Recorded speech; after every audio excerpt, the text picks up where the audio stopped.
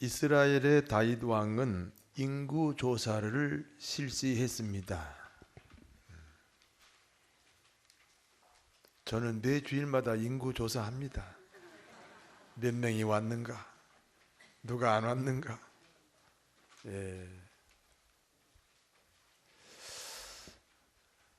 다윗은 이스라엘의 왕이죠. 그 왕이 이제 자기 나라의 인구를 조사했다. 그런 말씀입니다. 인구 조사의 목적은 전쟁터에 나갈 사람이 몇 명인지 파악하는 겁니다. 인구 조사의 책임자는 요압 장군이에요. 요압 장군은 이스라엘 나라의 인구 조사의 반대 입장이에요.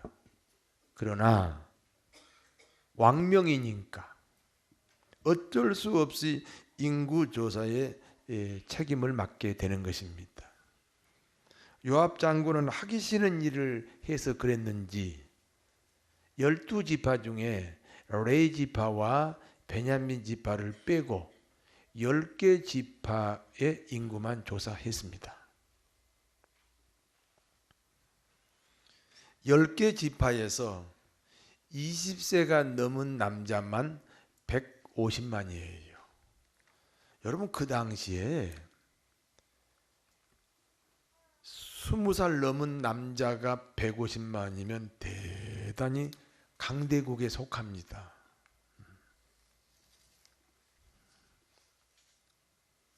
그러니까 하나님이 다윗 시대에 이스라엘을 얼마나 축복했는지, 얼마나 나라가 왕성했는지 알 수가 있습니다. 하나님은 이 다윗의 인구 조사에 매우 진노하셨습니다. 그리고 갓 선지자에게 말씀하셨어요. 갓 선지자는 당시 다윗 왕에게 담임 목사와 같습니다.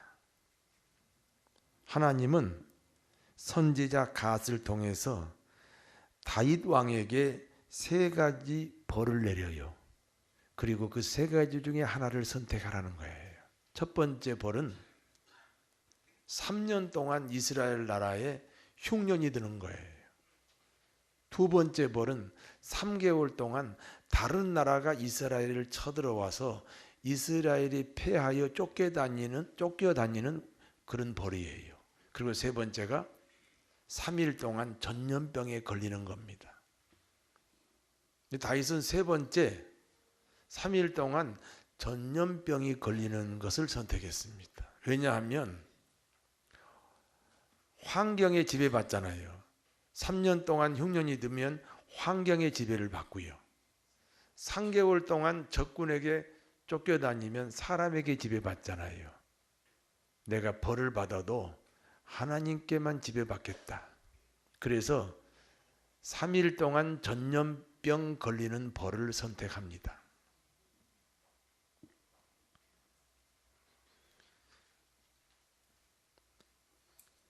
이스라엘에 전염병이 퍼졌습니다. 하루에 7만 명이 죽습니다. 전혀 안 놀리시네요. 하루에 7만 명이 죽었어요.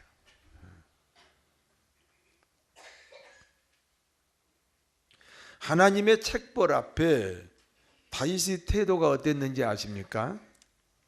굵은 베옷을 입었다 그랬어요. 굵은 베옷은 회개를 상징합니다. 여러분, 부모가 세상 떠나면 자식이 굵은 베옷을 입잖아요.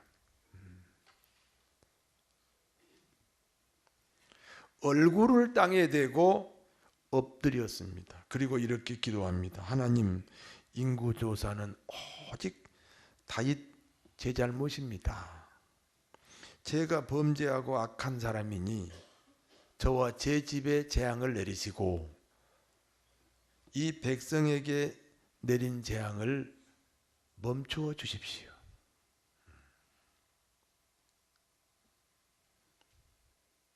이 나라를 내가 책임지겠습니다. 내가 손해보고 내가 책임지겠습니다.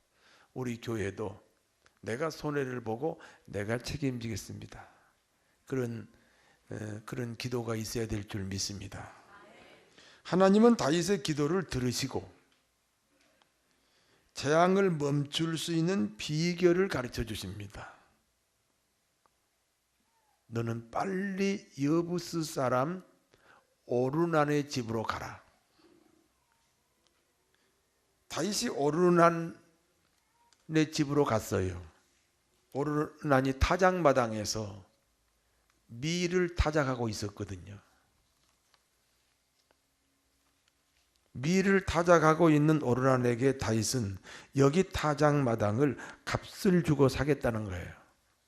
여러분, 지금은 안 그렇지만 옛날에 시골에 가면 그 벼나 보리나 밀을 그 타작하는 마당이 따로 있었잖아요.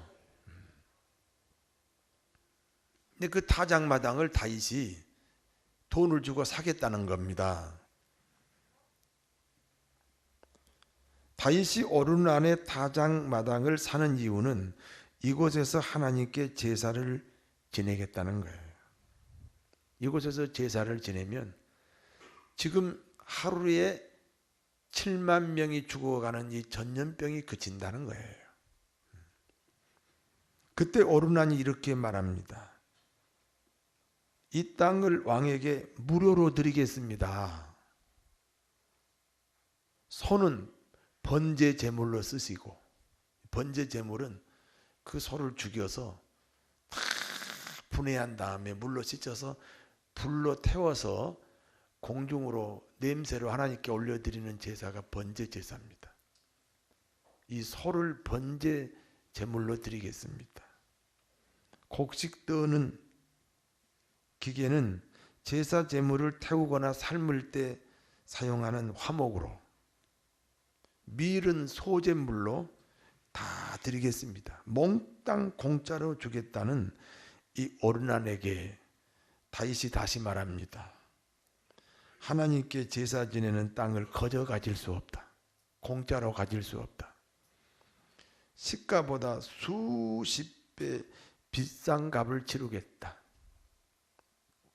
그리하여 다윗은 이 타작마당의 값으로 금 600세겔을 오르난에게 주었습니다. 이 금 600세겔이 우리나라 돈으로 환산하면요, 은 한 세겔이 노동자 4일분의 품삯입니다. 그러니까 은 한 세겔을 40만 원 치고 40만 원 곱하기 600, 그리고 금 1세겔은 은 15세겔입니다. 이해가 되시죠? 금 1세겔은 은 15세겔이에요. 그러니까 40만 원 곱하기 600 곱하기 15, 36억이 나와요. 그 타작마당, 그 세상 말로 하면 한 1,000만 원 정도 되는 시가를 지금 36억에 사겠다는 거예요. 그리고 그곳에서 하나님께 제사를 지냅니다. 요즘으로 말하면 예배를 드리는 거예요. 그랬더니 이스라엘에 내린 전염병이 뚝 그쳤습니다.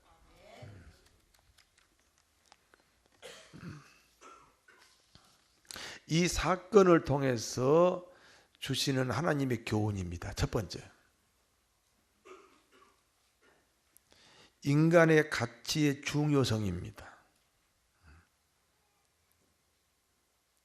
하나님은 다윗의 인구 조사를 악하게 보신 이유가 뭡니까? 마태복음 16장 26절에 보면 사람의 목숨이 천하보다 귀하다 그랬어요. 여러분, 솔직히 여러분 목숨이 천하보다 귀하지요. 천하를 얻어도 목숨을 잃으면 아무 소용이 없잖아요. 창세기 1장 26절 이하에는 사람의 가치가 하나님의 가치하고 동일합니다.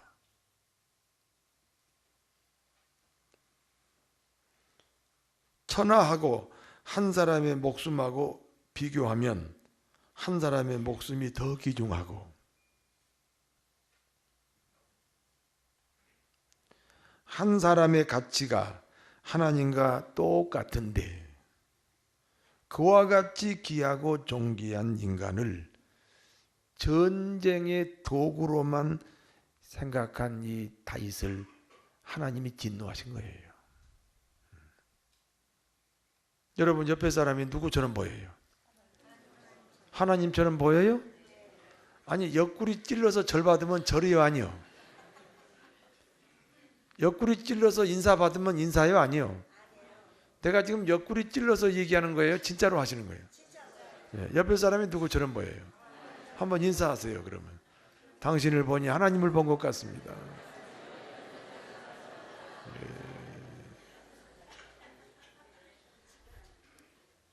진짜로요? 옆구리 찔른 거 아니고요? 예. 하나님이 인간을 그렇게 평가하는 거예요. 하나님이 인간의 가치는 하나님과 동일하다. 인간의 목숨은 천하보다 귀하다. 그런데 그렇게 귀하고 그렇게 존귀한 한 인간을 자기가 임금이라고 나라를 지키는 전쟁 도구로 생각했다 이거예요. 그래서 하나님이 다윗을 향하여 진노하신 거예요. 26년 전의 이야기입니다. 영등포 시장 로타리에서 제가 122번을 탔어요. 그런데 차에서 내려서 보니까 엉뚱한 곳에 와 있는 거예요. 122번을 탄다는 게 212번을 잘못한 거예요. 212번 종점, 그러니까 신월 7동에 내렸는데 옛날에 거기가 산이었는데 가서 보니까 산이 없어지고 거기에 아파트 단지가 생긴 거예요. 내가 놀래가지고 그 아파트를 한 바퀴 돌다가 후문 쪽에 왔어요. 15동 후문 쪽에. 쳐다보니까 조그마한 건물 하나를 짓고 있더라고요. 제가 그 앞에 못처럼 땅에 박혀버렸어요. 움직일 수가 없어요.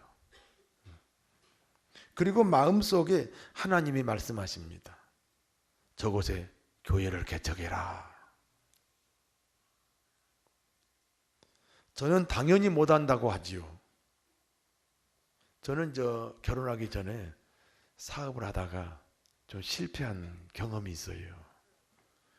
그러니까 사람이 한번 실패한 경험을 가지면 계속 실패가 나를 지배하잖아요.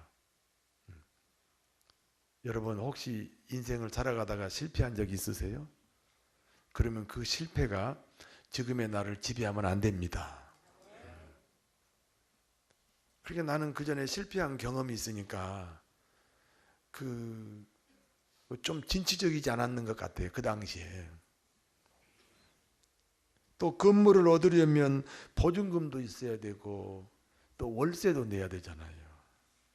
그걸 누가 냅니까? 운영은 또 어떻게 합니까? 방 한 칸도 없는 사람이 뭘 먹고 삽니까? 그리고 부응하지 못하면 긴 세월 동안 여기 묻혀 있어야 되잖아요. 세월이 아깝잖아요.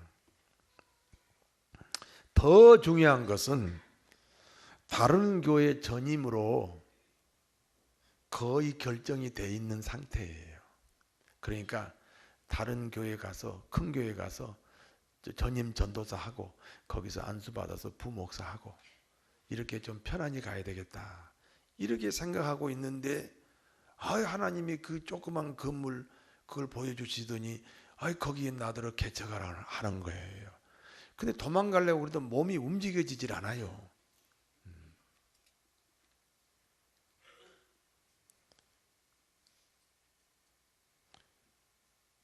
제가 못한다고 거절했지요. 그때 하나님이 다시 말씀하십니다. 야, 저곳에서 단 한 명만 구원시켜도 네 인생 성공한 것 아니냐?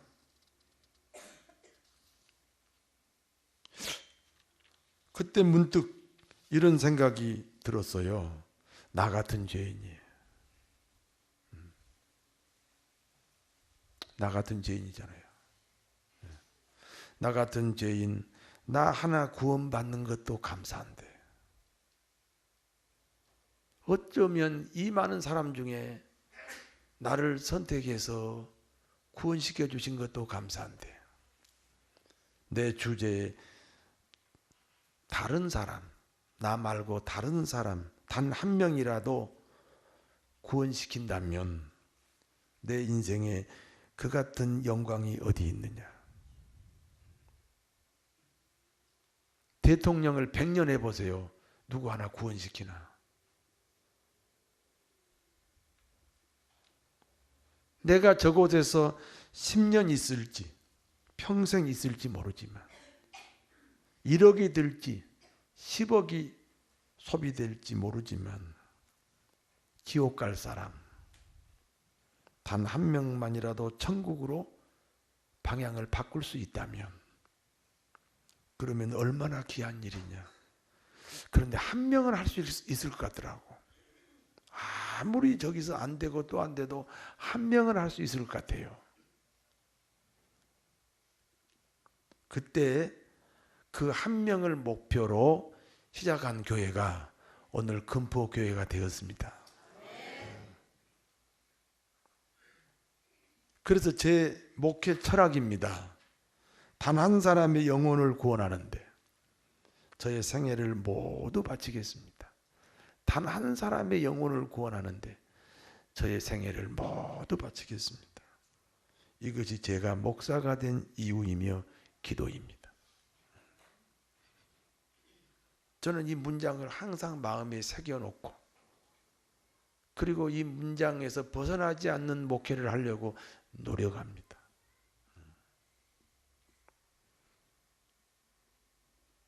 저는 그래서 우리 교인들에 대해서 신앙적인 평가를 잘 안 합니다. 예를 들어서 안수 집사를 뽑거나 권사를 뽑거나 심지어 장로를 뽑아도요. 저는 절대로 평가 기준을 두지 않습니다. 오늘 잘못하는 사람이 내일 잘할 수도 있고요. 오늘 잘하는 사람이 내일 잘못할 수도 있잖아요. 흔히 말하는 이 신앙의 기준을 저는 두지 않습니다. 저에게 아주 잘해주는 교인이나 저를 힘들게 하는 교인이나 저는 똑같이 취급을 합니다.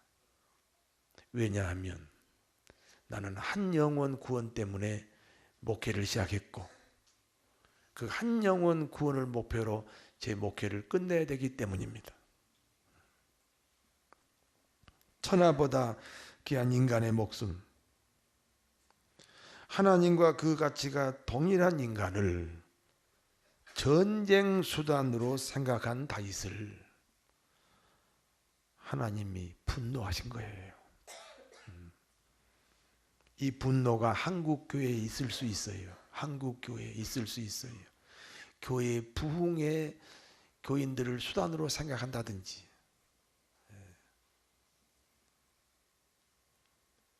교회 부흥의 한국 교인 자기 교인들을 수단으로 생각하면 다윗이 자기 백성들을 전쟁의 수단으로 생각한 것과 뭐가 달라요?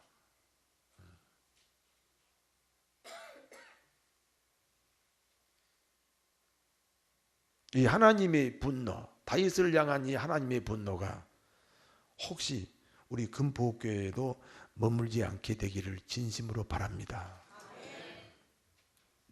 두 번째는요, 예배는 모든 재앙을 멈추게 하는 유일한 비결입니다. 이스라엘 백성들이 전염병으로 하루에 7만 명 죽었지요.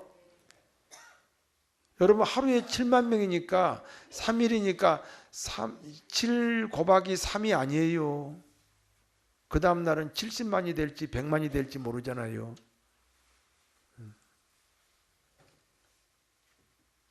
첫날 7만 명 죽었다 그 말이에요. 둘째 날, 셋째 날까지 이스라엘의 모든 백성이 멸망할 수도 있어요.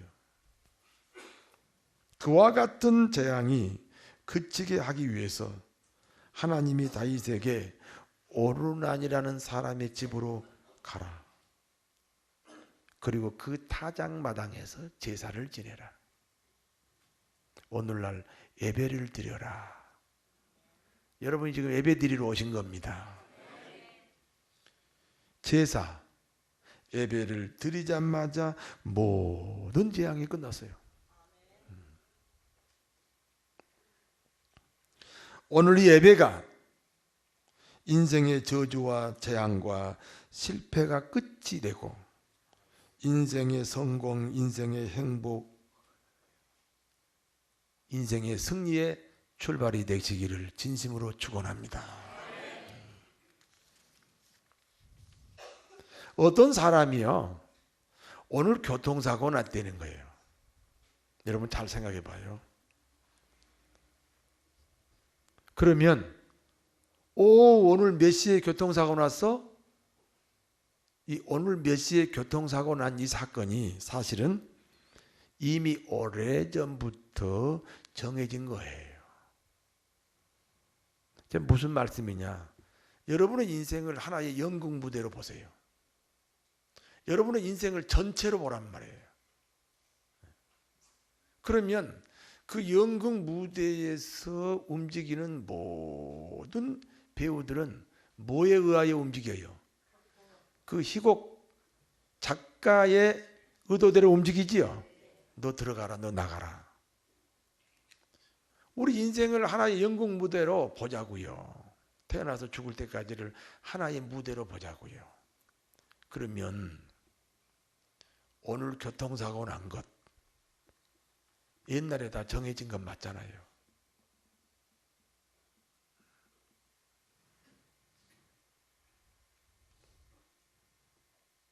앞으로 찾아올 수도 있는 교통사고, 인생의 불행, 이 예배를 통해서 떠나갈 줄 믿습니다. 내가 오늘 3부 예배에 우리 중고등부 같이 드렸거든요. 중고등부 학생들한테 물어봤어요. 핸드폰 안 가지고 온 사람 손들어 그랬더니 한 사람 들었어요. 한 사람. 그럼 나머지는 다 가지고 왔다는 거 아니에요. 여러분 핸드폰 가져왔어요? 안 가져왔어요? 무슨 예배 시간에 핸드폰을 가져와요? 예배가 내 인생의 불행 끝 행복 시작인데 이렇게 귀중한 예배인데 뭐가 그렇게 중요한 일이 있다고 그저 핸드폰도 가져오시냐 이 말이에요. 내가 핸드폰 가져왔다고 야단치는 거 아니에요. 얼마나 예배가 귀중하냐 그걸 얘기하는 거예요. 인생의 모든 저주와 재앙과 불행과 눈물과 슬픔과 모든 그런 인생의 애환이 끝나고 새로운 축복이 시작되는 그 귀중한 시간이 예배거든요. 예배를 귀중하게 생각하는 성도 여러분 되시기를 다시 한번 축원합니다. 세 번째는요. 예배의 장소가 어디예요? 교회지요. 그러므로 교회를 귀중히 여겨야 됩니다.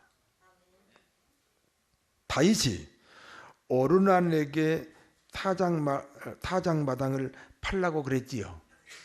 오르나는 땅도 거저 가져가세요. 소도 번제 제물로 그냥 가져가세요. 곡식도 소재로 쓰세요. 곡식 떠는 도구는 제물을 삶거나 태우는 데 쓰세요. 몽땅 공짜로 준다는 거 아니에요. 그러나 다윗은 당시 시가보다 수백 배 더 비싼 값으로 예를 들면 1,000만 원 정도 안 되는 그 땅을 36억에 샀단 말이에요.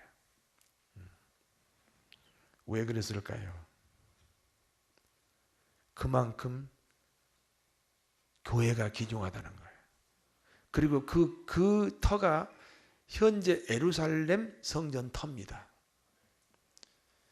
이스라엘의 상징인 예루살렘 성전의 터가 그때 다윗이 산 오르난 타작마당이라 이 말이에요.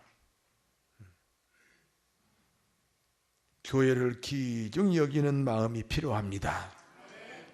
시편 84편에 보니까 성전을 사모하다 상사병이 걸렸다 그랬어요. 성도 여러분, 오늘 이 예배 때문에 이 예배가 너무 귀중하고 이 예배를 너무 사모해서 어젯밤에 잠을 설친 분 계십니까? 저 한 사람밖에 없습니까? 성전을 사모하여 상사병에 걸렸다 그랬어요. 그리고 성전을 향한 고속도로가 있다. 내 마음에 고속도로가 있다. 여러분, 고속도로는 속도가 빨라야 늦어요? 빠르죠. 교회 오는 속도가 빨라야 돼, 늦어야 돼요? 빨라야 돼요. 오늘 이 예배가 11시 20분인데 그 전에 왔다. 그 말은 빨리 왔다. 조금 늦었다.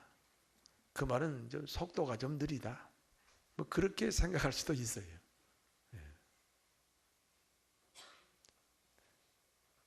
교회를 향하여 내 마음에 고속도로가 있어야 됩니다. 그리고 성전에서의, 교회에서의 하루가 세상에서 첫날보다 낫다.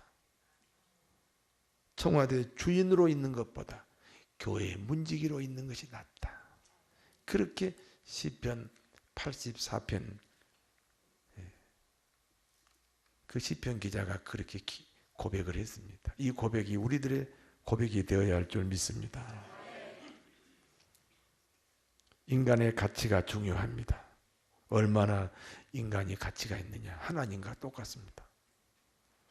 우리 목숨이 천하보다 귀합니다. 우리는 다른 사람을 나처럼 귀하게 여겨야 됩니다. 다른 사람을 섬겨야 됩니다. 섬김을 받으려고 하지 마세요. 섬기세요. 모든 가정의 이 불효밤, 세상의 불효밤, 심지어 교회 안의 불효밤이 뭐예요? 섬김을 받으려고 하니까 나오잖아요. 섬기세요. 왜냐하면 나도 귀중하지만 다른 분도 귀중하거든요. 얼마나 귀중해요? 하나님만큼 귀중해요. 천하보다 더 귀중해요. 믿습니까?